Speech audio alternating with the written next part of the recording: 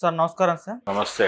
Sir మంత్రి కొండా సురేఖ గారు కేటీఆర్ గారి పైన సంచలన ఆరోపణలైతే చేయడం చూస్తున్నాం సార్. అంటే కేటీఆర్ గారు హీరోయిన్‌లని బ్లాక్‌మెయిల్ చేశారు. ఈయన డ్రగ్స్‌కి అలవాటు పడి వాళ్ళకి అలవాటు చేసి రేవ్ పార్టీలంటూ చేసేసి వాళ్ళని సినిమా ఇండస్ట్రీ నుంచి అంటే తొందరగా వెళ్ళిపోయేలా ఆయనే పన్నాగం పన్నారు. వాళ్ళు పెళ్లిళ్లు చేసుకొని ఈ విధంగా సినిమా ఇండస్ట్రీ నుంచి వెళ్ళిపోవడానికి కారణం ఆయనే.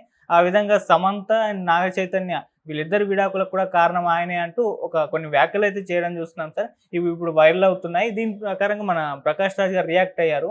సో ఏవేం పనికిమాలిన రాజకీయాలు, సినిమా ఆర్టిస్టులు సినిమాల్లో నటించే వాళ్ళంటే మీకు అంత చులకన అని చెప్పేసి ఆయన ఒక ట్వీట్ చేశారు. మరి కొండా సురేఖ గారి వ్యాఖ్యలను మీరు ఏ విధంగా చూస్తారు? ప్రకాష్ రాజ్ చెప్పిన మాట కరెక్టే. హ్మ్. అంటే డ్రగ్స్‌కి సంబంధించి ఆవిడ కేటీఆర్ పెడలర్ అనేటువంటి ఆరోపణ చేశారు ఒక రకంగా. అవును. దానికి సంబంధించిన సాక్ష్యాధారాలు ఏమైనా ఉంటే నిర్మోహమాటంగా అతన్ని అరెస్ట్ చేసి తీసుకెళ్లి కోర్టులో పెట్టుకోవచ్చు, తప్పేం లేదు. అలాగే చాలా కాలంగా ఈ వాదన ఉంది. అంటే సమంత నాగ చైతన్య విడిపోవటానికి కేటీఆర్ కారణం అనేది చాలా పాత నానుడి. అంటే కాంగ్రెస్ పార్టీ గెలిచినప్పటి నుంచి ఈ రకమైనటువంటి ఆరోపణలు వస్తున్నాయి. రకరకాల మాధ్యమాల్లో మనం చూసాం. అలాగే చాలా మంది హీరోయిన్ల మీద ఆయన టార్గెట్ చేశాడని, వాళ్ళని డ్రగ్స్తో లోపరుచుకున్నాడని, లేకపోతే రకరకాలుగా ఫోన్ ట్యాపింగ్ చేసి వాళ్ళ ప్రైవేట్ టాక్స్ రికార్డ్ చేసి వాటిని వినిపించి వారికి ఇవి నా దగ్గర ఉన్నాయి, ఇవి ప్రపంచం ముందు పెడతానని బెదిరించి దాదాపుగా ఒక సినిమాలో విలన్ ఎలా బిహేవ్ చేస్తాడు అంటే ఒక విలన్ క్యారెక్టర్ని డిజైన్ చేసి అందులో కేటీఆర్ని ఫిట్ చేసే ప్రయత్నం జరిగింది. అందులో భాగంగా చాలా మంది పేర్లు ప్రస్తావించేశారు, చాలా మంది హీరోయిన్స్ పేర్లు ప్రస్తావించారు. ఇప్పుడు ఆవిడ మాట్లాడిన దానిలో, కొండా సురేఖ గారు మాట్లాడిన దానిలో కొంతమంది హీరోయిన్లు ఈయనకి భయపడి త్వరగా పెళ్లి చేసుకున్నారని కూడా ఒక మాట మాట్లాడింది. అవును. అంటే పెళ్లి చేసేసుకున్నారు, కొంతమంది ఏమో విడాకులు ఇచ్చేశారు. ఈ రెండు సమన్వయం కుదరట్లేదు. సమన్వయం కుదరనటువంటి రెండు స్టేట్మెంట్లు, అంటే తనని తానే కాంట్రడక్ట్ చేసుకుంది ఆవిడ. అంటే ఈయన అటాక్ చేస్తాడని భయపడిపోయి సినిమా ఇండస్ట్రీ వదిలి పెళ్లిళ్ళు చేసుకుని పారిపోయారా, ఆ సెన్స్లో వాడిందా ఆవిడ? పెళ్ళైన వాళ్ళని ఈయన వదులుతాడా, ఈయన వెళ్ళి విడాకులు ఇప్పించేసి వశపరుచుకునేటువంటి ప్రయత్నం కూడా చేశాడని కదా ఆరోపణ. దీనికి సినిమా వాళ్ళనే ఎందుకు టార్గెట్ చేస్తున్నారు అనేది ఆయన ఆరోపణ. కొండా సురేఖ మీద ప్రకాష్ రాజ్ గారు చేసిన కామెంట్. ప్రకాష్ రాజ్ గారు ఇది మాత్రమే చూస్తున్నారు. అంటే కొండా సురేఖ గారు వీళ్ళ పేర్లు ఇప్పుడు వాడటం చూస్తున్నాడు. ఆయన గతంలోనే వాడేశారు. కొత్త మాట ఏం మాట్లాడలేదు. కొండా సురేఖ మాట్లాడింది ఏది కొత్త మాట కాదు. బీఆర్ఎస్ ఓడిపోయిన క్షణం నుంచి కాంగ్రెస్ పార్టీని సపోర్ట్ చేసేటువంటి మీడియా నుంచి, కేటీఆర్ని బీఆర్ఎస్ని వ్యతిరేకించేటువంటి మీడియా సర్కిల్స్ నుంచి విపరీతంగా బయట సర్క్యులేషన్ జరిగినటువంటి వార్తలే ఆవిడ ఈ రోజున కొత్తగా మాట్లాడారు తప్ప పాత వార్త ఇదేమీ కొత్త కంటెంట్ ఏమీ కాదు. ఇప్పుడు ప్రకాష్ రాజ్ స్పందించాడు అంతే. ఇక్కడ ఒక విషయం ప్రకాష్ రాజ్ దృష్టికి తీసుకురావాలనుకుంటున్నాను నేను. అంటే డ్రగ్స్కి సంబంధించి దీనిలో ఇంకో మాట లింక్ అయి ఉంది. సినిమా వాళ్ళకి డ్రగ్స్ అలవాటు చేసింది కేటీఆర్ అనే మాట కూడా ఆవిడ అలవోకగా అనేశారు.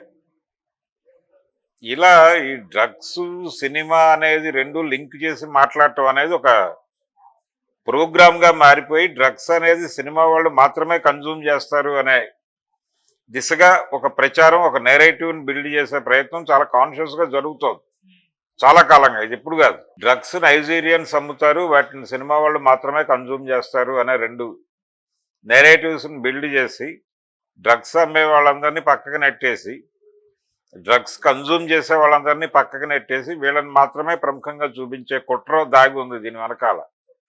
సినిమా వాళ్ళని అందుకు బలి చేస్తున్నారు అనేది సీరియస్గా సినిమా పరిశ్రమ పట్టించుకుని దాడి చేయాల్సిన విషయం అది.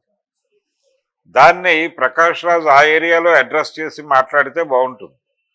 అయితే కొత్తగా కొండా సురేఖ ఇచ్చినటువంటి స్టేట్మెంట్లో కొత్త మాట ఏంటంటే కేటీఆర్ డ్రగ్స్ అమ్మాడు అనేది. అది కొత్త మాట. ఆయన పెడలర్ అన్నట్టుగా మాట్లాడింది ఆవిడ. వీళ్ళందరికీ డ్రగ్స్ సరఫరా చేసింది ఆయనే అనే మాట అనేసింది ఆవిడ. సరఫరా చేశాడంటే పెడలర్ కిందకే వస్తాడు ఆయన. అంటే రాజకీయ నాయకుల ప్రమేయం లేకుండా డ్రగ్స్ బిజినెస్ జరగదు అని మనం చాలా కాలంగా మాట్లాడుతున్నాం. ఈ దేశంలో ఏదైనా ఒక సరుకు ఒక చోటకి చేరాలంటే ఒక క్రైమ్ అంటే ఒక సీరియస్ క్రైమ్ జరిగిందంటే ఆ క్రైమ్ కప్పిపుచ్చారు అంటే దాని వెనకాల ఖచ్చితంగా పొలిటికల్ ఎంట్రీ ఏదో ఉంటుంది. అది ఏమిటి అనేది ఎలా కనిపెట్టాల్సి ఉంటుంది, దర్యాప్తు చేయాల్సి ఉంటుంది, పరిశోధించి బయటకు లాక్కురావాల్సి ఉంటుంది.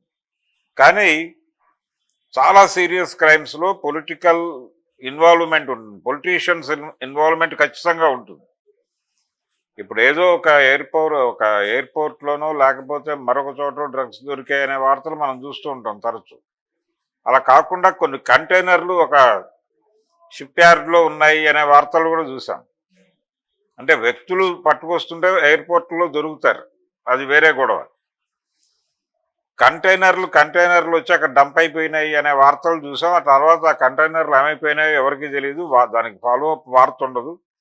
దాన్ని నాశనం చేశారా లేకపోతే దాన్ని ఎవరికైనా తక్కువ రేటుకి అమ్మేశారా దానికి సంబంధించిన ఒక క్లారిటీ ఉండాలి కదా, అదేమి ఉండదు. కంటైనర్లు ఉన్నాయనే వార్త మాత్రం ప్రముఖంగా అచ్చవుతుంది. ఆ తర్వాత ఆ కంటైనర్లు అక్కడి నుంచి మాయమైపోయి జనజీవన స్రవంతిలోకి వస్తాయి. చాలామంది ఆ డ్రగ్సే కన్జ్యూమ్ చేస్తారు. హైదరాబాద్లో పబ్బుల మీద అటాకులు జరుగుతూ ఉంటాయి. ఈ పబ్బుల మీద జరిగే అటాక్స్లో ఆ పబ్బులలో కన్జ్యూమ్ అయ్యేటువంటి డ్రగ్స్ అన్ని ఆ పోర్ట్లో నుంచి బయటకు వచ్చినటువంటి కంటైనర్లలో నుంచి వచ్చిన డ్రగ్సే కావచ్చు. అది జగన్మోహన్ రెడ్డి రోజుల్లోనూ కంటైనర్లు ఉన్నాయనే వార్తలు వచ్చినాయి.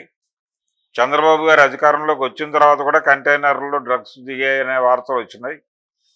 పోర్ట్లు, ఎయిర్పోర్ట్లు అన్నీ కూడా అదానీ గారి కంట్రోల్లో ఉండటం వలన వారి నాయకత్వంలో డ్రగ్ బిజినెస్ జరుగుతోందనే అభిప్రాయం కూడా చాలా మందిలో ఉంది. ఇలా పొలిటికల్ ఇన్వాల్వ్మెంట్ లేకుండా డ్రగ్ సర్క్యులేషన్ జరగదు ఈ దేశంలో అనేది ఒక స్పష్టమైనటువంటి వార్త కాదు, విషయం, వాస్తవం కూడా. కాబట్టి దాన్ని ఏదో మేరకు అడ్మిట్ చేసింది ఆవిడ, కొండా సురేఖ గారు. కేటీఆర్ పెడ్లర్ అని ఇప్పుడు ప్రూవ్ చేసుకోవాల్సిన బాధ్యత ఆగింది కేటీఆర్. ఇది సీరియస్ ఎలిగేషన్. మీకు దానికి సంబంధించినటువంటి ఆధారాలు ఉంటే, ఆధారాలు లేకుండా మాట్లాడటం తప్పు. మాట్లాడిన మాట ఖచ్చితంగా ఆధారాలు చూపించాలి, ఆధారాలు ఉంటే అరెస్ట్ చేయాలి. మరి అరెస్ట్ చేసి లోపలేయకుండా ఎందుకు తాత్సారం చేస్తున్నారు? నేరస్తుడిని బయట వదిలిపెట్టడం కూడా తప్పే కదా, అది మీరు చేసిన తప్పు అవుతుంది. రేపు ఎవరైనా మీ మీద కేసు పెట్టచ్చు. అంటే ఫలానా వ్యక్తికి వ్యతిరేకంగా సాక్ష్యాధారాలు దగ్గర పెట్టుకుని కూడా అరెస్ట్ చేయకుండా తాత్సారం చేస్తున్నారంటే దీని వెనకాల ఏమిటి ఉంది కోణం అని చెప్పేసి, దీని వెనకాల ఏదైనా కుట్ర కోణం ఉందా అని చెప్పి ఆవిడని అరెస్ట్ చేసి లోపలేయచ్చు. కాబట్టి ఏ మాట అయినా పబ్లిక్ డొమైన్లోకి ఒక మాట విడుదల చేసేటప్పుడు నాలిక చేత్తో పట్టుకు మాట్లాడాలి. ఎలా పడితే అలా మాట్లాడేస్తే అలాగా? కేటీఆర్ మీద ఆయన హీరోయిన్స్ని వశపరచుకోవడానికి ఫోన్ ట్యాపింగ్ చేశాడు. ఇవన్నీ ఫోన్ ట్యాపింగ్ ఎపిసోడ్ ఒకటి నడిచింది. అవును, ఆ ఫోన్ ట్యాపింగ్ ఎపిసోడ్లో ఇవన్నీ సర్క్యులేట్ అయినవే. ఏది నాగ చైతన్య, సమంత ఎపిసోడు, ఇంకొక 2-3 హీరోయిన్ల పేర్లు రొటేట్ అయినాయి. అయితే ఇప్పుడు కొత్తగా ఈవిడ చెప్పింది వారికి డ్రగ్స్ అలవాటు చేసి, ఈ డ్రగ్స్ వ్యవహారం కూడా కొంతమేరకు గతంలో చర్చకు వచ్చింది. కానీ దీనిలో పర్టికులర్గా ఈయన సప్లై చేశాడు, సరఫరాదారుగా ఉన్నాడు అన్న టోన్లో మాట్లాడింది ఆవిడ. ఇది ప్రూవ్ చేసుకోవాల్సిన అవసరం ఉంది. రేపు పొద్దున ఆయన ఈ స్టేట్మెంట్ పట్టుకుని కోర్టుకి వెళ్ళి డిఫెమేషన్ ఇస్తే ఏం ఆర్గ్యూ చేస్తుంది ఆవిడ? రేపు ఆయన కోర్టులో ప్రొసీడ్ అవ్వచ్చు కదా ఆవిడ మీద. ఎందుకు అవతల వాళ్ళకి ఒక లూజ్ ఎండ్ ఇచ్చి ఎందుకు మాట్లాడుతున్నారు వీళ్ళు? అంటే అవతల వాళ్ళని బదనాం చేయడానికి దేనికైనా తెగిస్తారా? గౌరవప్రదమైనటువంటి పదవిలో ఉన్నప్పుడు గౌరవప్రదమైనటువంటి విమర్శలే చేయాలి. ఆధారాలు నిరాధారంగా చేయకూడదు. ఆధారాలు ఉన్నప్పుడు అరెస్ట్ చేసి మాట్లాడాలి. ఇప్పుడు చంద్రబాబు నాయుడు గారు లడ్డూ వ్యవహారంలో మాట్లాడిన దాని మీద సుప్రీంకోర్టు అభిప్రాయపడింది ఇదే. కోట్లాది మంది సెంటిమెంట్తో ముడిపడి ఉన్నటువంటి అంశాన్ని పబ్లిక్ డొమైన్లో ఎలా మాట్లాడేస్తాడో ఒక ముఖ్యమంత్రి. దానికి సంబంధించిన సమగ్రమైన దర్యాప్తు జరిగిన తర్వాత దాని అవుట్కమ్ కదా నువ్వు చెప్పాల్సింది. అది కాకుండా నువ్వెందుకు అసలు అదేదో అనుమానం వచ్చిన దశలోనే నువ్వెందుకు ప్రపంచం ముందు పెట్టాలి? అనవసరమైన సెన్సిటివ్స్ ఎందుకు రెచ్చగొట్టాలి? సెన్సిటివిటీస్ అని చెప్పి మాట్లాడింది కదా కోర్టు. ఇక్కడ అదే పరిస్థితి. ఈవిడికి అనుమానం ఉంటే అనుమానంగా మాట్లాడాలి. నిర్ధారించి మాట్లాడింది ఆవిడ. నిర్ధారించిందంటే ఆధారాలు ఉన్నాయి. ఆధారాలు ఉన్నప్పుడు వాటిని బయట పెట్టి అతను అరెస్ట్ చేయాలి. నీ గవర్నమెంటే ఉంది. అరెస్ట్ చేయకపోవడం కూడా తప్పే. కాబట్టి ఇప్పుడు ఇమ్మీడియట్గా ఆవిడ మీద లీగల్గా ప్రొసీడ్ అయ్యే హక్కు కేటీఆర్కి ఉంది.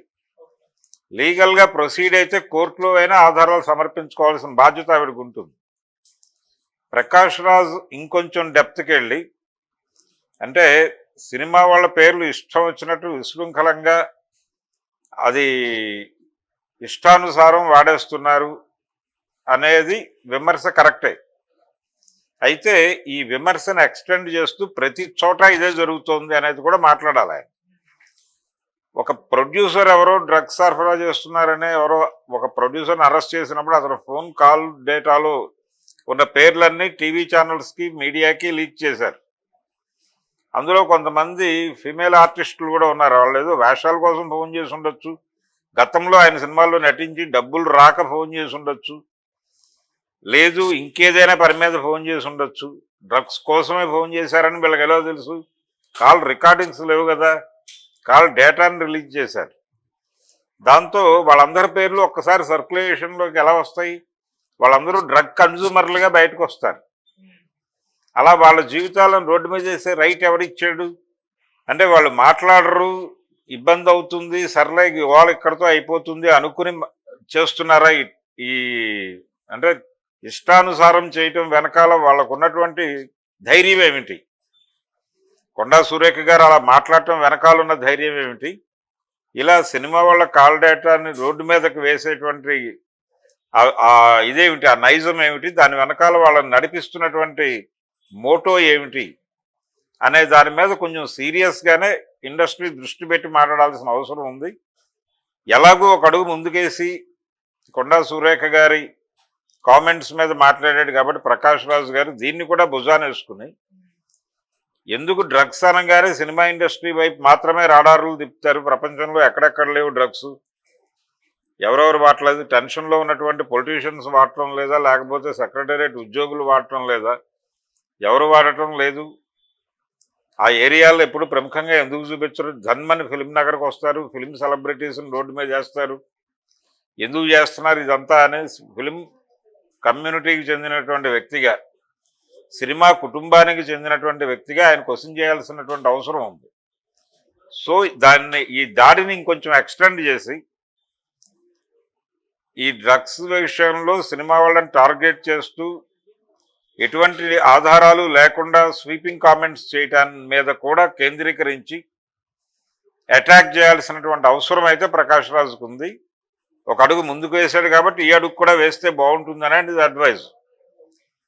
అలా ఆయన ఒక ఫైట్ మొదలు పెట్టగలిగితే గవర్నమెంట్కి వ్యతిరేకంగా బాగుంటుంది. అంటే జస్ట్ ఆస్కింగ్ అంటున్నాడు ఆయన, ఇది కూడా జస్ట్ ఆస్కింగ్ కింద వాళ్ళని ఒకసారి తడితే వాళ్ళు ఏం మాట్లాడతారో, వాళ్ళు ఎలా రియాక్ట్ అవుతారు అనేది చూడాలి. కొండా సురేఖ గారి మాటలు ఇండస్ట్రీ, ప్రకాష్ రాజ్ ఒకటే కాదు, ఇండస్ట్రీ ఖండించాల్సినటువంటి సందర్భం అది.